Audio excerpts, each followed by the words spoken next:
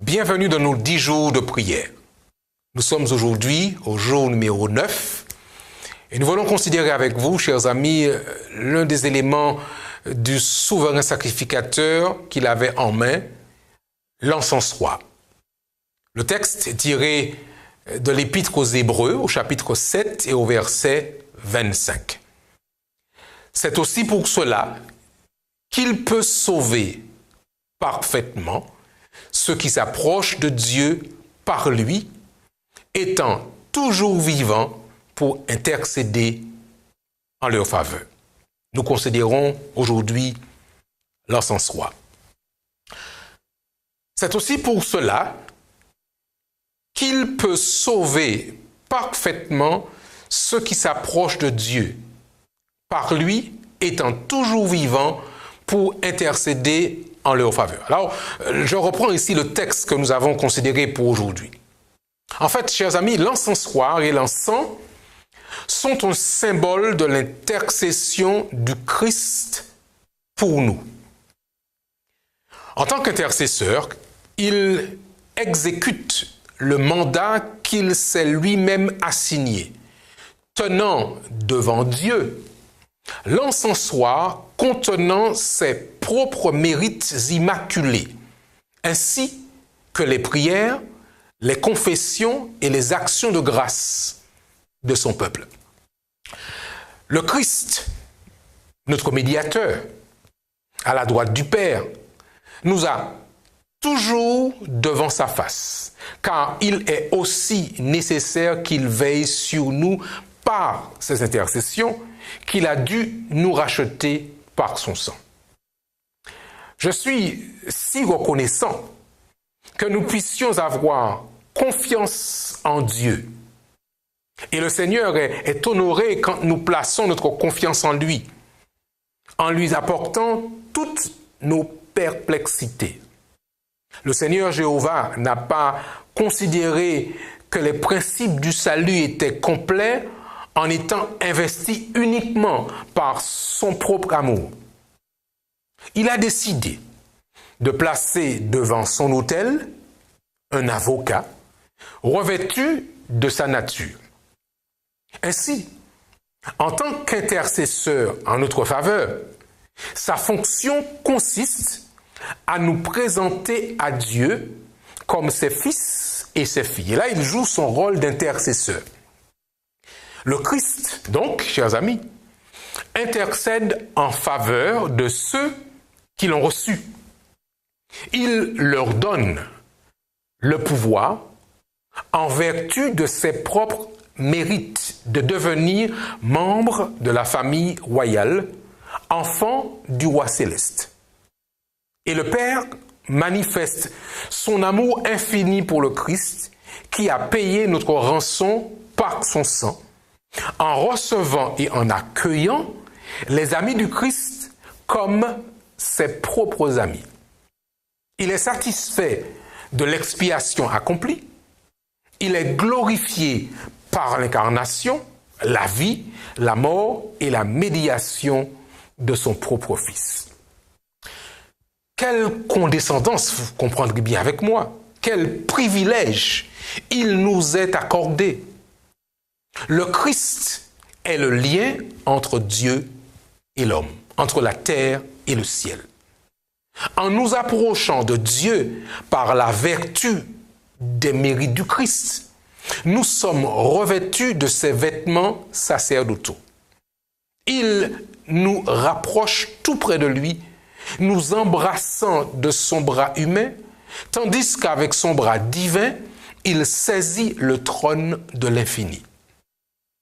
Il place ses mérites comme un précieux encens dans son encensoir entre nos mains, afin d'encourager nos pétitions.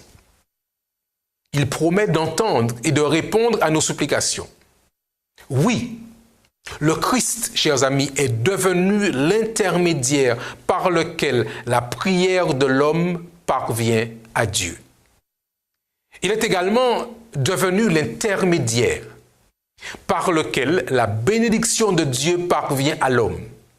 Il a associé la divinité et l'humanité. Alors que le Christ intercède pour nous, l'Esprit agit sur nos cœurs et fait jaillir la prière et la pénitence, la louange et les actions de grâce. La gratitude qui jaillit des lèvres humaines est le résultat de l'esprit qui touche les cordes de l'âme, éveillant une sainte musique. La prière, la louange et la confession du peuple de Dieu montent comme des sacrifices jusqu'au sanctuaire céleste. Mais elles ne s'élèvent pas dans une pureté immaculée. En passant par les canaux corrompus de l'humanité, elles sont souillées à tel point qu'à moins d'être purifiées par la justice du grand prêtre, elles ne peuvent être acceptées de Dieu. Le Christ réunit dans l'encensoir les prières, les louanges et les sacrifices de son peuple. Et il y ajoute les mérites de sa propre justice immaculée. Ensuite, parfumés de l'encens de la propitiation du Christ, nos prières pleinement et parfaitement acceptables s'élèvent devant Dieu et des réponses pleines de grâce nous retiennent. Les dons et les bénédictions que nous octroie le Seigneur surpassent toute connaissance. Le trône de la grâce est lui-même le centre d'attraction le plus puissant de l'univers, car celui qui l'occupe nous autorise à l'appeler Père. Mais Dieu n'a pas jugé que l'œuvre du salut était complète aussi longtemps qu'elle dépendait uniquement de son amour. Il choisit un avocat revêtu de notre nature et l'a placé auprès de lui. Témoignage pour l'Église, volume 3, à la page 29. Car, voyez-vous, chers amis, nous n'avons pas un souverain sacrificateur qui ne puisse compatir à nos faiblesses. Au contraire, il a été tenté comme nous en toutes choses, sans commettre de péché. Approchons-nous donc avec assurance du trône de la grâce, afin d'obtenir miséricorde et de trouver grâce pour être secourus dans nos besoins. Hébreux chapitre 4, verset 15 et verset 16. Dès que l'enfant de Dieu s'est approché du propitiatoire, il est défendu par le grand avocat.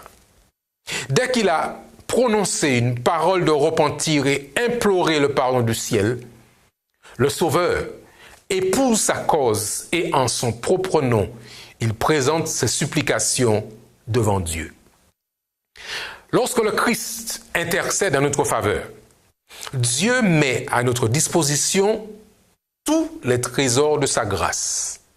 Nous pouvons dès lors en jouir et les communiquer à ceux qui nous entourent.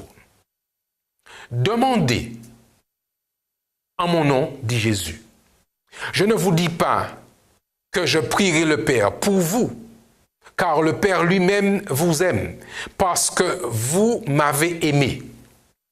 Réclamez-vous de mon nom, cela donnera de l'efficacité à vos prières. Et le Père vous communiquera les richesses de sa gloire. Demandez et vous recevrez, afin que votre joie soit parfaite. Jean chapitre 16 et au verset 24. Nous avons considéré aujourd'hui, chers amis, l'encensoir, l'objet que tient en main le souverain sacrificateur avec lequel il intercède pour nous. Mais aujourd'hui, je voudrais vous inviter, par la prière, à intercéder. Par conséquent, que là où vous êtes, à la maison ou ailleurs, voulez-vous, chers amis, vous joindre à nous dans ce moment de prière afin que Dieu puisse recevoir nos prières et les présenter lui-même à son Père? Prions ensemble, voulez-vous? Notre Père et notre Dieu, encore une fois, nous reconnaissons notre état, hommes et femmes pécheurs. Mais tu nous dis, Seigneur, de pouvoir nous approcher de toi sans crainte, parce que tu recueilles nos prières et par ton Esprit Saint, tu les présentes devant ton trône, devant le Père, afin qu'elles lui soient agréables. Et tu promets par-dessus tout, Seigneur, de déverser sur tes enfants, en retour, tes bénédictions nombreuses. Entends et reçois les requêtes et les prières qui montent vers toi, sur toute la surface du globe. Entends et reçois, Seigneur, les prières de tes enfants qui intercèdent pour un proche, pour un ami, pour un frère ou pour un enfant.